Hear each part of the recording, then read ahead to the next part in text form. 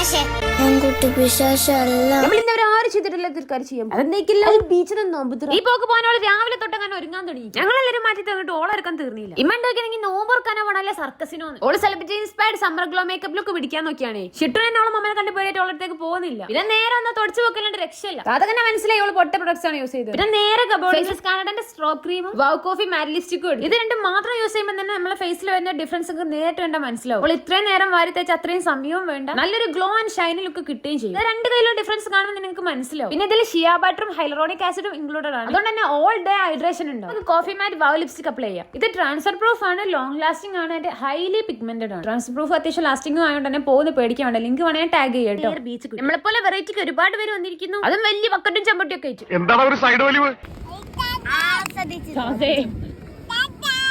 നമ്മളെക്കാട് സാധനം ഉണ്ട് നന്നപ്പത്തോട്ട് ഓളയും കൂടി അങ്ങോട്ട് എടുക്കാം. നമ്മുടെ അടുത്തുള്ളൊന്നും സെൽവറ്റർക്ക് അത്ര കാട്ട് പിടിച്ചിട്ടില്ല.